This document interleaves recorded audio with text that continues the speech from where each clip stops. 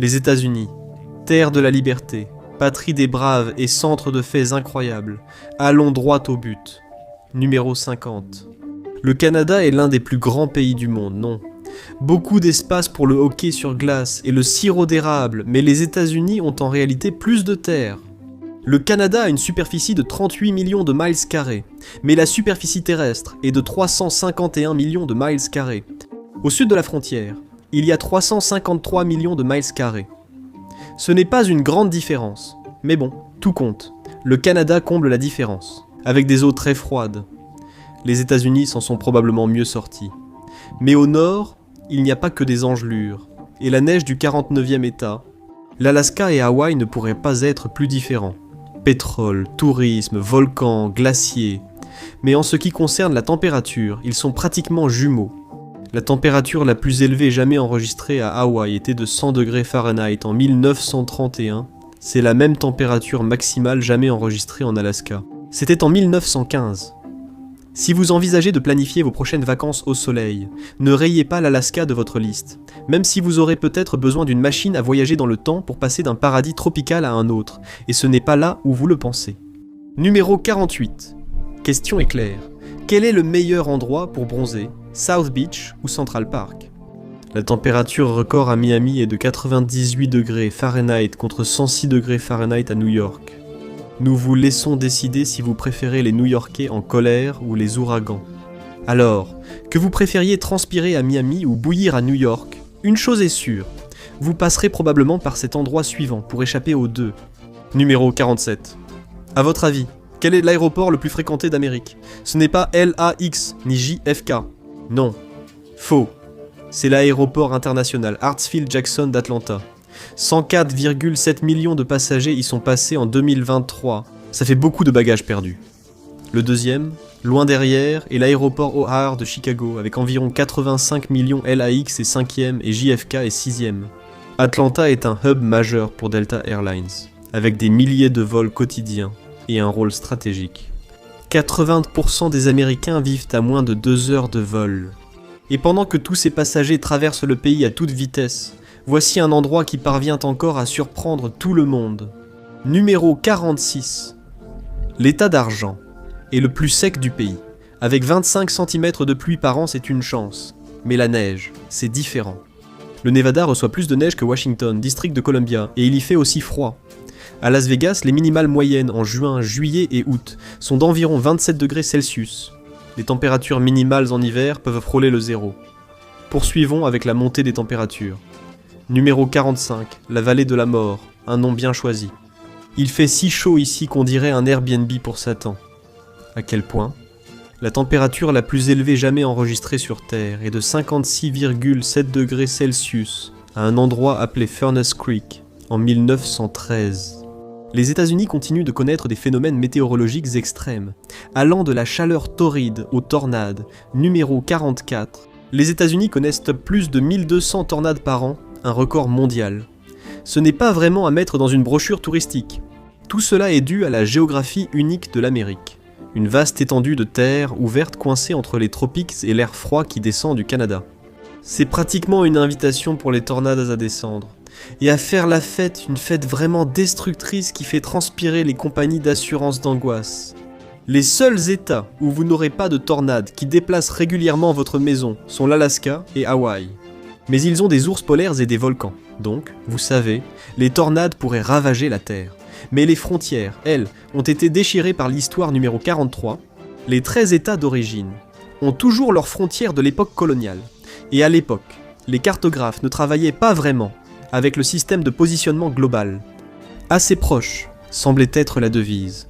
Ces États étaient aussi très grands à l'époque, ayant ensuite cédé des terres au gouvernement fédéral pour former de nouveaux territoires. Leurs anciennes chartes coloniales guidaient souvent les décisions. Pratiquement chaque État à l'est du Mississippi a au moins une frontière tracée par quelqu'un avec un accent britannique. Sauf le Wisconsin et le Michigan, qui ont eu la chance d'être hors de portée avant que la Grande-Bretagne ne trace leur carte. Pendant que le reste des États-Unis était occupé à tracer des lignes, Hawaï était occupé à être Hawaï numéro 42. Il n'y a qu'un seul État dans l'Union qui n'a pas de frontière droite. Une idée ? Eh bien, réfléchissez un instant. C'est Hawaï, C'est plutôt facile quand on est un groupe deal. Donc oui, les États-Unis sont grands, vraiment grands, à tel point que même le temps s'y perd. Numéro 41, les États-Unis collectionnent les fuseaux horaires comme des Pokémon. Combien en ont-ils ? 11 fuseaux horaires ?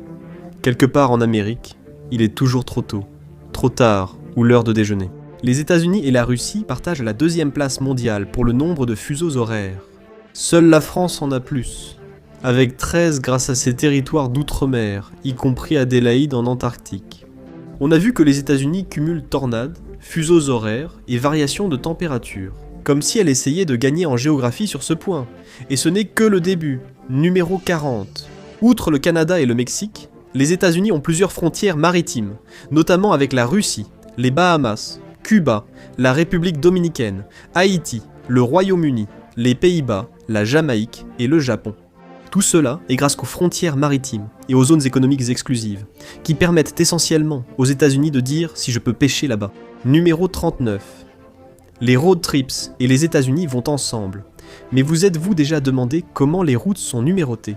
Si cela se termine par un 5, c'est un peu important. Le personne très importante du monde de l'asphalte, et cela ira du nord au sud.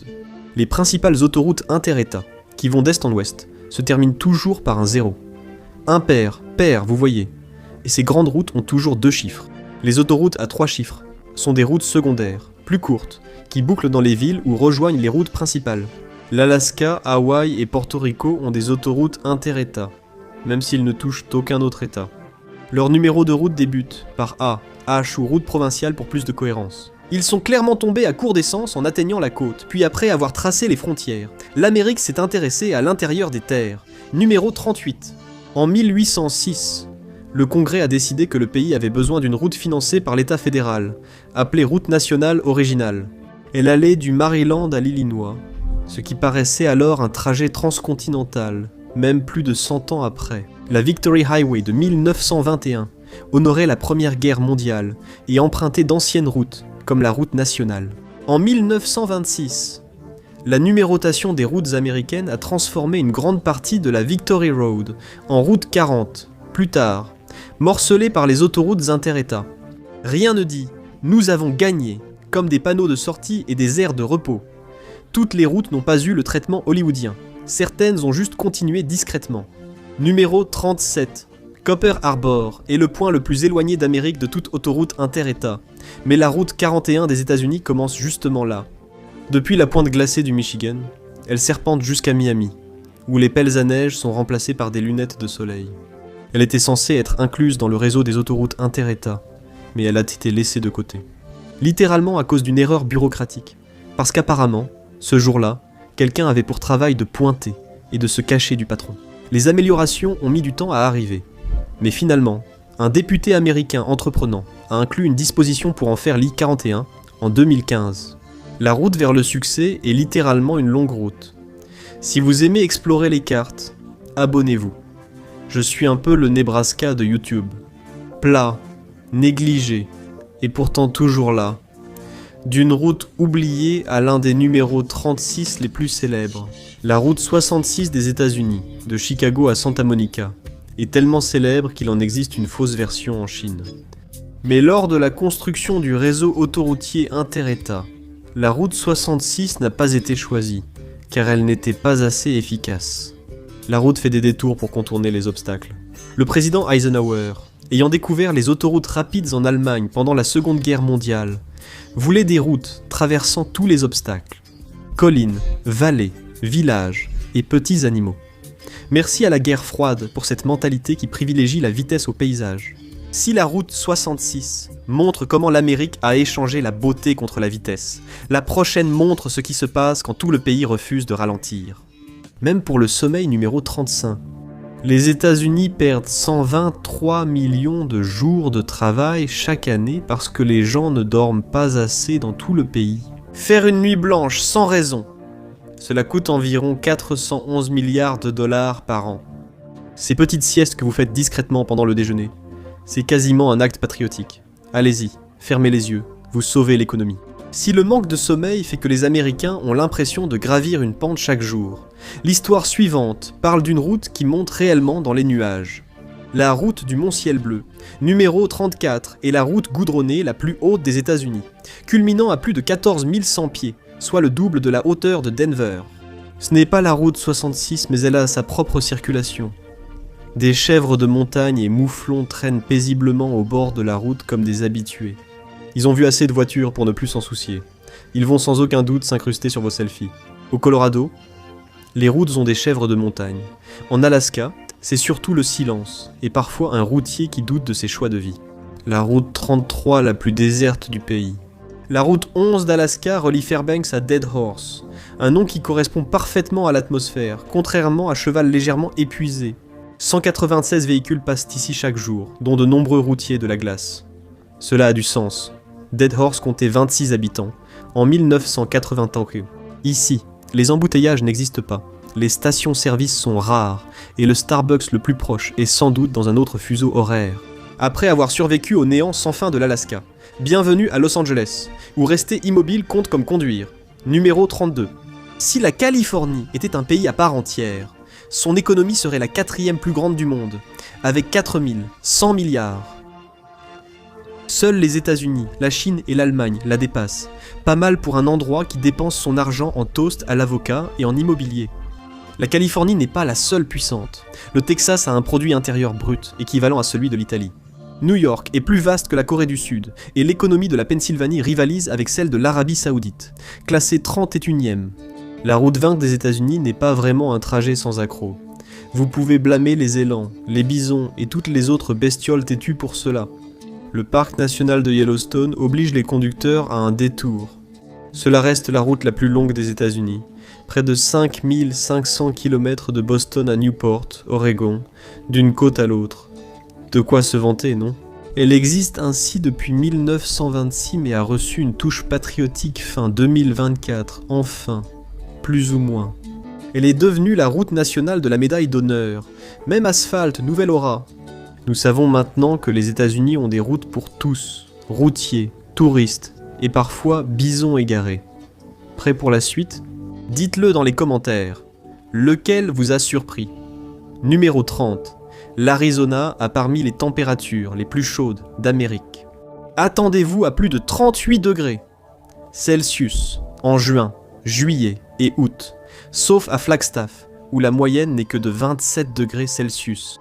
Parfait pour ceux qui n'aiment pas cuire vivant. Mais l'Arizona n'est pas aussi étouffant que vous pourriez le croire. La région de Flagstaff compte au moins 3 stations de ski. Il y en a une autre près des forêts nationales Apache-Sitgreaves, et il y en a même une juste au nord de Tucson. Rien ne vaut dévaler les pistes, en passant à toute vitesse près d'un cactus. Profitez de ces pistes ouvertes, tant que vous le pouvez. Parce que dans l'état voisin, tout s'arrête. Numéro 29. La route la plus fréquentée d'Amérique est le tronçon de l'I-5 qui traverse Los Angeles, Long Beach et Santa Ana. Nombre moyen de véhicules par jour, 504 000 en 2019. La circulation est sûrement encore plus dense aujourd'hui. Si jamais vous devez l'emprunter, prévoyez à l'avance, ou mieux encore, essayez de l'éviter. Si vous vous retrouvez là-bas à l'heure de pointe, j'espère que vous avez des encas et une trilogie de livres audio après l'I-5. On pourrait penser que la Californie n'exporte que du stress, mais elle offre bien plus. Numéro 28. L'économie californienne évoque surtout la technologie. Apple, Nvidia, Meta et Alphabet ont tous leur siège ici. Tesla aussi autrefois. Avant qu'Elon Musk ne décide que le Texas offrait plus d'opportunités pour être, eh bien, Elon Musk. Mais l'autre grande source de revenus de la Californie est bien plus ancienne, de 12 000 ans. C'est l'une des puissances agricoles des États-Unis. Et elle produit plus de 25 des fruits, légumes et noix du pays. Elle nourrit le pays et fait tourner ses applications. Le surdoué ultime. Pendant que la Californie plante des cultures et code des applications, New York ne plante que des $. Numéro 27. New York est comme ses cafards. Elle peut survivre à presque tout. Cracks économiques, vagues de criminalité, ouragans inattendus, pandémie. La ville se relève, attrape un bagel et continue d'avancer. Environ 2000 milliards de dollars circulent chaque jour dans les réseaux financiers de la ville. C'est l'équivalent de toute l'économie de la Russie. Désolé Vladimir, il y a tout simplement trop d'argent en circulation. New York est pratiquement intouchable, c'est la machine à travailler ultime. Alors avec tout cet argent qui circule, on pourrait croire que l'Amérique serait sans dette aujourd'hui.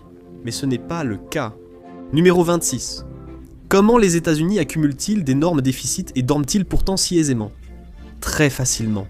Elle détient la monnaie de réserve mondiale, un vrai code de triche financier.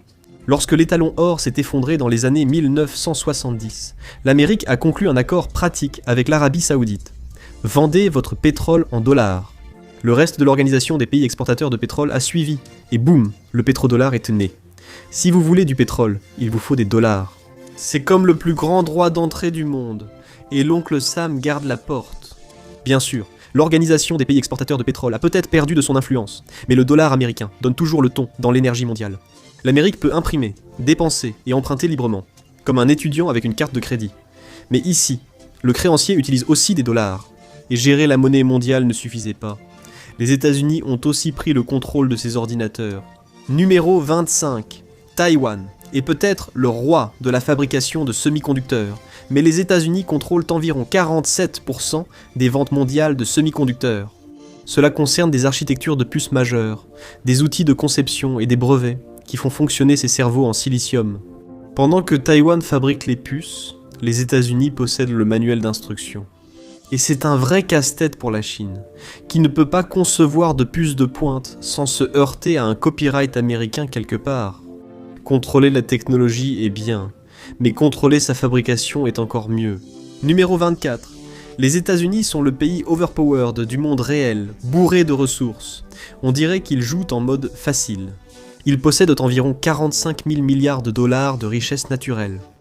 Il y a du pétrole, du gaz naturel, des terres rares, du cuivre, du bois et de l'or. C'est le Costco du monde. La Russie, en tête, est le deuxième pays le plus riche en ressources naturelles, avec 75 000 milliards de dollars. Contrairement à la Russie, les États-Unis ont ports, pipelines et une logistique active 24 heures sur 24 pour transporter les marchandises.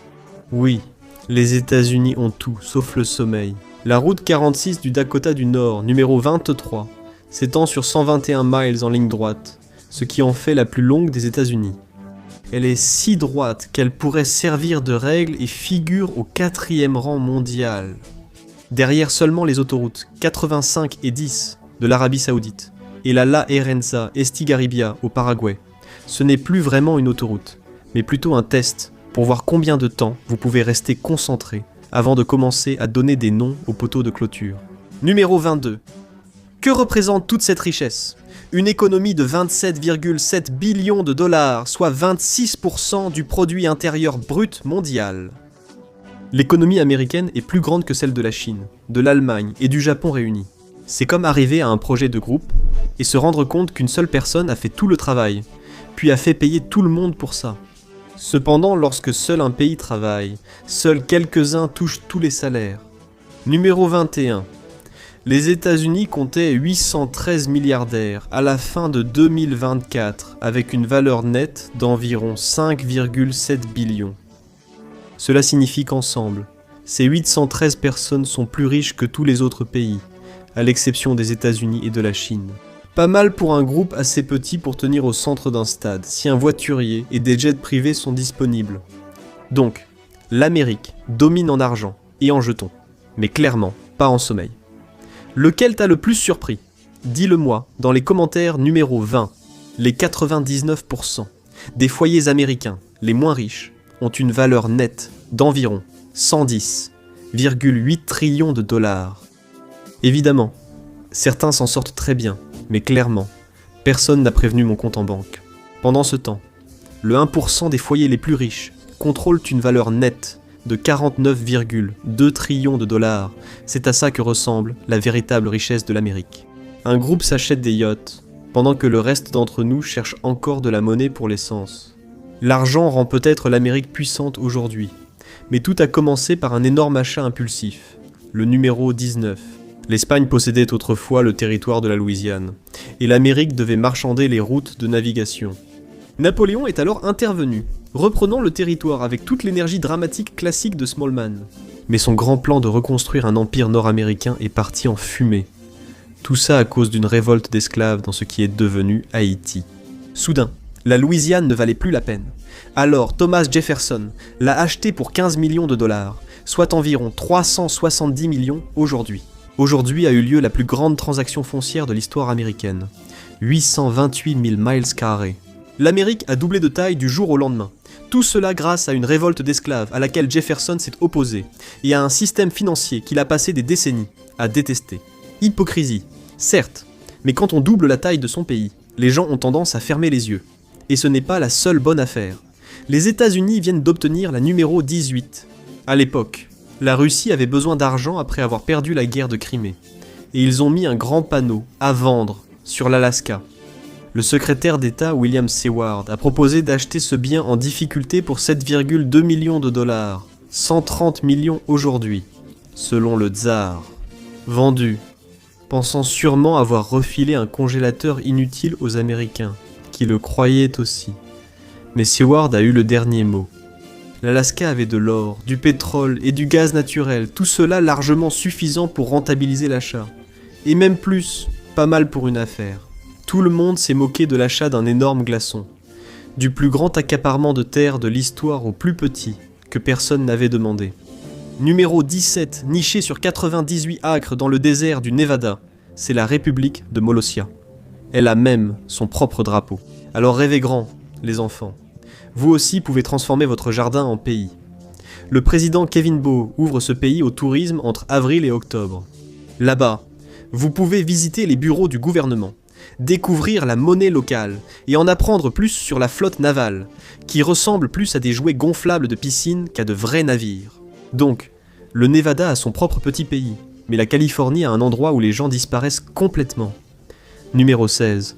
Vous cherchez à vous faire discret. Essayez Slab City, dans le comté d'Imperial, Californie. Affrontez simplement le désert brûlant de Sonora. Une base militaire s'y trouvait pendant la Seconde Guerre mondiale. Après la guerre, seules les dalles de béton subsistaient. Peu à peu, des gens s'y sont installés et ont formé une communauté sans taxes, loyer, ni règles. Ça semble génial jusqu'à ce qu'on réalise qu'il n'y a ni électricité, ni plomberie, ni ramassage des ordures. C'est populaire auprès des sans-abri, mais aussi des artistes et des survivalistes. Pourtant, ils l'appellent le dernier endroit libre. Vous pouvez parier que l'Internal Revenue Service prépare déjà des plans pour leur prouver le contraire. Slab City a abandonné les règles. Ces gens-là les ont simplement réécrites avec un hymne. Livre numéro 15. La Bible Belt n'est pas le seul endroit où il y a de la religion. Chicago a ses propres adeptes de Jésus. Ils sont l'héritage du mouvement évangélique des années 1960. Les coupes de cheveux ont changé, mais l'esprit, lui, est resté le même. La communauté compte entre 100 et 450 membres, et elle a organisé le festival de musique chrétienne Cornerstone de 1984 à 2012. Pensez à Woodstock. Moins de drogue, plus d'hymnes. Toujours actifs aujourd'hui, ils occupent l'ancien hôtel Chelsea où le service en chambre inclut un sermon. L'Amérique est pleine de croyants. Certains suivent le Christ, d'autres suivent César. Numéro 14. Allez dans le Maine, et vous trouverez des gens qui s'accrochent à l'ancienne religion et aux valeurs romaines. Cela s'appelle Nova Roma, et ils le prennent très au sérieux. Il y a un Sénat, des magistrats, et une assemblée législative composée de membres pour adopter des lois. Ils ont même leur propre monnaie. Aucun empire n'est complet sans une monnaie, avec quelqu'un en toge, et comme un véritable empire. Ces citoyens sont dispersés à travers le monde, mais le siège se trouve fièrement dans l'état du Pine, prouvant que toutes les routes mènent désormais au Maine. Rome ne s'est pas faite en un jour, mais à Glo, New York, celle-là a été construite en un après-midi. Numéro 13. Le cartographe General Drafting était l'un des leaders de son secteur lorsqu'il a réalisé sa carte de New York. Il a inventé la ville fictive d'Aglo. Ce n'était pas réel, juste une astuce intelligente pour attraper les copieurs, leur propre petit Digital Millennium Copyright Act avant Internet, et ça a plutôt bien fonctionné. Le rival Rand McNally a publié une carte avec Aglo dessus, et General Drafting a menacé de poursuivre en justice. Mais ensuite les avocats de Rand McNally ont fait remarquer. Il y avait en fait un magasin à Aglo. Quelqu'un en avait construit un exactement là où la ville fictive était indiquée, donc une ville inventée est devenue réelle. Du moins jusqu'à ce que le magasin ferme et qu'Aglo disparaisse à nouveau. C'est probablement le seul endroit de l'histoire qui a été manipulé pour exister par des cartographes. Après avoir créé une ville fictive, l'Amérique a ensuite inventé une nation insulaire privée. La numéro 12 encore plus étrange. Bienvenue sur l'île de North Dumpling, au large des côtes de New York et du Connecticut. C'était la micronation personnelle de Dean Kamen, l'homme qui a inventé le Segway. La preuve qu'on peut vraiment avoir trop d'argent et trop de temps libre. Elle a tout ce qu'une nation devrait désirer, non? Il y a un drapeau, un hymne national, une réplique exacte de Stonehenge pour le goût artistique, et un phare pour la navigation qui inclut la marine du pays composée d'un seul bateau. Petite certes, mais elle consomme très peu d'essence. Mais North Dumpling n'a pas sa propre langue, cependant. Allez à Milwaukee pour le numéro 11. Il existe un royaume peu connu aux États-Unis. Du moins, c'est ce que dit Robert Madison, un habitant de Milwaukee. En 1979, à l'âge de 14 ans, il a fondé le royaume de Tolosa. Le mot vient du finnois. À l'intérieur de la maison, qui couvre tout le territoire, se trouvait sa chambre. Avec le temps, elle s'est étendue à la ville. Et aujourd'hui, certaines zones de Milwaukee font partie de la région Tolosène, qui compte 585 habitants, enregistrés. Et ils sont tous censés parler une nouvelle langue qui a son propre journal. Pas d'infos sur le nettoyage de la chambre, par Sa Majesté, espérons que le décret couvre la lessive. Nous savons désormais que les États-Unis ont tout fait, de l'achat de l'Alaska à bas prix à l'invention de pays fictifs. Mais le top 10, c'est là que les choses déraillent, officiellement. Numéro 10. L'Amérique a déjà eu un empereur, enfin en quelque sorte, Joshua Abraham Norton, un homme d'affaires de San Francisco qui a fait fortune en 1849, alors que la ville débordait d'opportunités. Mais une mauvaise affaire et des années de procès l'ont complètement ruiné. Alors il a décidé que la meilleure solution était de se proclamer empereur des États-Unis. En 1859, il publia une proclamation royale annonçant son nouveau titre depuis le dernier étage d'une pension de 3 étages. Ce n'était pas vraiment le Colisée. Mais tout le monde doit bien commencer quelque part. L'empereur Norton Ier a ensuite publié des édits, aboli le Congrès, et même imprimé sa propre monnaie, que pour être juste, les commerçants locaux acceptaient parfois. On ne le prenait pas au sérieux, mais il restait une célébrité locale. Aujourd'hui, il serait sûrement populaire sur TikTok et aurait ses propres produits dérivés. Aussi étrange que soit Norton, ses décrets ne pouvaient rivaliser avec certaines lois réelles. Numéro 9. Vous voulez récupérer de l'eau de pluie? Vérifiez les lois locales. Ce n'est pas aussi simple que poser un seau dehors. En Arkansas, l'eau de pluie ne peut être collectée qu'à l'extérieur, non potable, et via un système conçu par un ingénieur agréé. Beaucoup de formalités pour s'hydrater.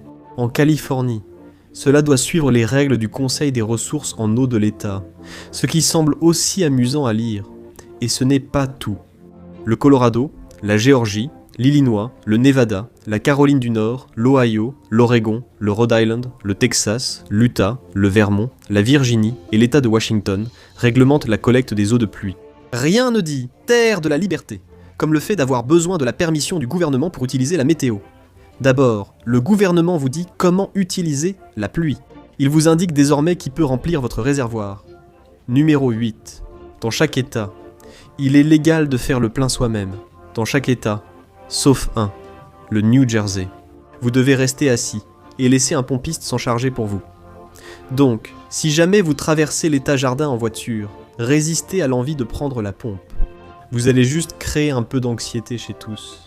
L'Amérique n'est peut-être pas d'accord sur qui fait le plein, mais elle est bien d'accord que l'heure d'été est la pire, numéro 7 aux États-Unis.